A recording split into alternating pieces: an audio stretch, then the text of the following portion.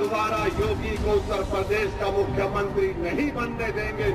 नमस्कार, उत्तर प्रदेश के 4 रीजन के आंकड़े आपको दिखाने वाले हैं और 4 रीजन में किसे किस क्षेत्र से बढ़त मिलने वाली है, क्योंकि यहां से सारा कुछ मामला यहां पर किसके पाले में दिखाई दे रहा है। क्योंकि पश्चिमी यूपी की 136 विधानसभा सीटें, पूर्वांचल की 130, अवध की 118 और बुंदेलखंड की 19 सीटों पर आखिर किस क्षेत्र में किसका पलड़ा भारी नजर आ रहा है, इसको लेकर नया सर्वे के आंकड़े सामने आ चुके हैं। क्योंकि यहां पर काफी कुछ हलचल तेज देखने को मिल रही है, जिस कार का बदलाव यहां पर देखने को मिल रहा है। क्योंकि यहां पर किसान आंदोलन है या फिर अन्य जो मुद्दे रहे हैं यूपी को लेकर, जनता ने अपने मन की बात जर रखी है। तो क्या वोटर पर इसका असर होने वाला है, इसको लेकर उत्तर प्रदेश की सभी 403 सीटों पर सबसे बड़ा सर्वे आज चुनाव तो किसकी बनने वाली सरकार, क्योंकि रीजन वाइज आंकड़े आपको दिखाने वाले हैं। शुरुआत करते पूर्वांचल में किसका यहां पर दबदबा दिखाई दे रहा है। पूर्वांचल की 130 विधानसभा सीटों में से भाजपा ने करीब 2017 में करीब 100 सीटें जीती थी, जबकि समाजवादी पार्टी को यहां पर क्या कुछ आंकड़े थे उसके भी आंकड़े आपको दिखाने वाले हैं।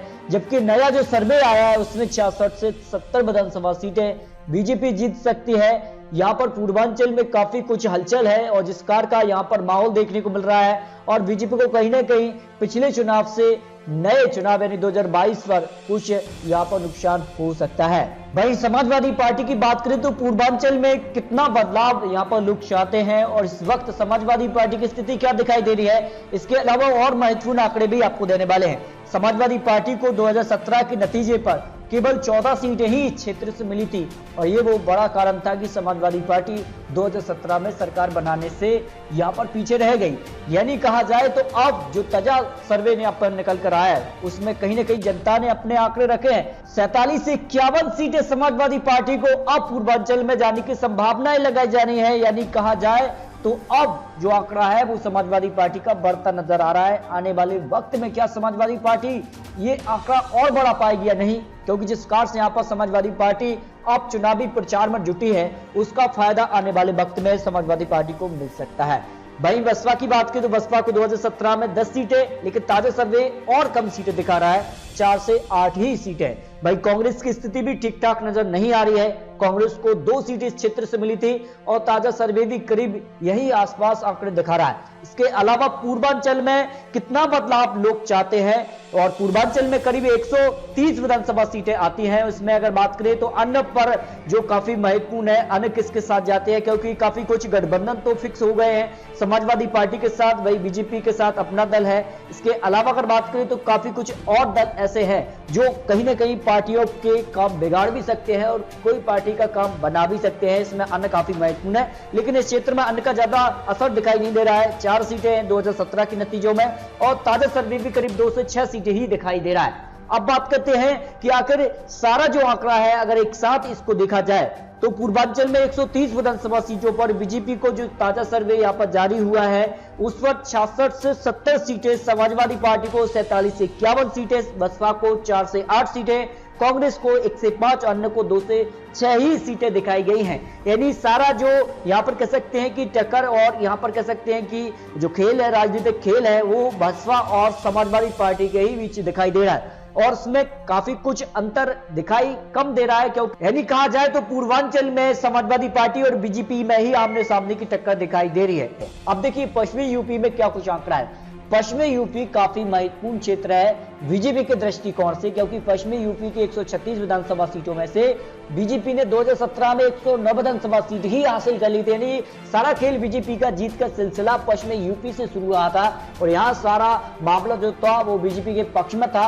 और अब ताजा सर्वे 64 से 68 सीटें, यानी कहीं ना कहीं बीजेपी को नुकसान है। करीब 40 सीटों का ताजा जो सर्वे निकल कर आया है, सी वोटर ने जो सर्वे जारी किया उसमें करीब 40 सीटों का नुकसान पश्चिमी यूपी में अकेले बीजेपी को हो रहा है। और इसका फायदा किसे हो रहा है, इसके आंकड़े भी आप देख सकते हैं कि इसका आंकड़ा सीधे तौर पर और इसका सीधे तौर पर फायदा किसे हो रहा है। देखिए समाजवादी पार्टी ने 2017 में 21 सीटें हासिल की थी 136 सीटों में से, लेकिन अब सर्वे के आंकड़े कह रहे हैं कि 58 से 62 सीटें, यानी बीजेपी को 40 से 50 सीटों का नुकसान है और समाजवादी पार्टी को 40 से 50 सीटों का सीधे तौर पर फायदा पश्चिमी यूपी में दिखाई दे रहा है। ये वो क्षेत्र है जहां काफी कुछ हलचल है और ये माना जाता है कि पश्चिमी यूपी में जिसका यहाँ पर दबदबा रहा और जिसका यहाँ पर वोटरों ने साथ दिया, तो कहीं ना कहीं सरकार के आंकड़े वो पहुंच सकते हैं। इस पर जो है सर्वे के आंकड़े जारी हुए, जबकि यहाँ पर बसपा की अगर बात करें तो 2017 में 3 सीटें और ताजा सर्वे भी करीब 4 से 8 सीटें ही दिखाई जा रहा है,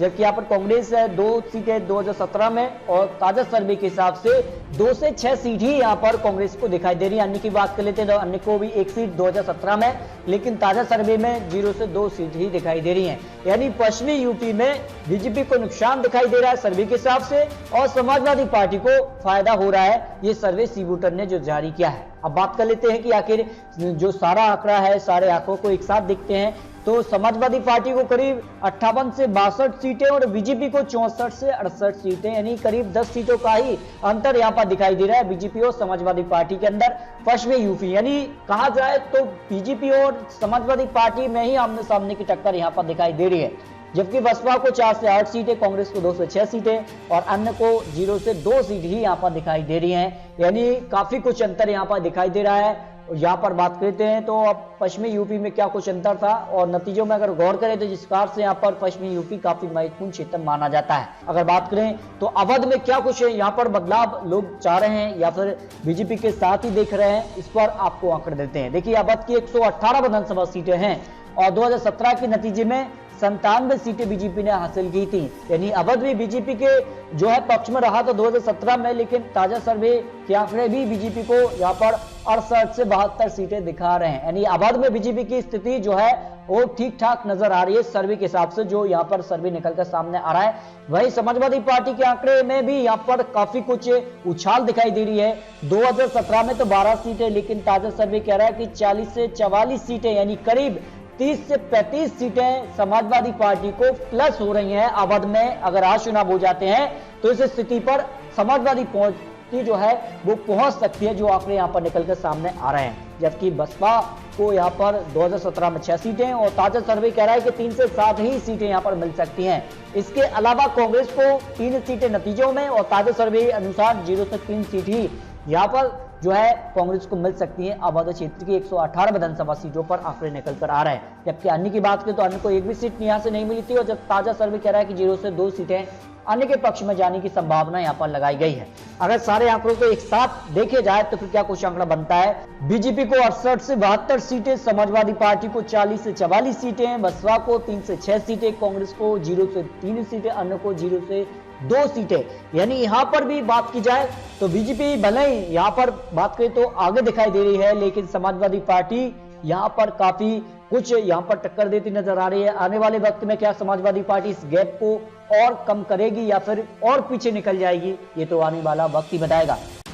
अब बात करते हैं कि बुंदेलखंड में क्या स्थिति दिखाई दे रही है। बुंदेलखंड की 19 सीटें आती हैं। 19 सीटों में से 2017 में बीजेपी ने सभी 19 सीटों पर जीत हासिल की थी। यानी बुंदेलखंड के लोगों ने एक साथ बीजेपी का साथ दिया था और एक भी सीट अन्य विपक्ष को नहीं मिली थी। यानी साफ तौर पर इस बार कुछ नया हो सकता है, लेकिन इस बार सर्वे के आंकड़े कह रहे हैं कि 11 से 15 सीटें, यानी बीजेपी को करीब यहां पर 6 से 7 सीटों का नुकसान दिखाई दे रहा है। लेकिन समाजवादी पार्टी को 0 सीट 2017 में, लेकिन इस बार सर्वे में कह रहा है कि 3 से 7 सीटें बुंदेलखंड में भी समाजवादी पार्टी जीत सकती है।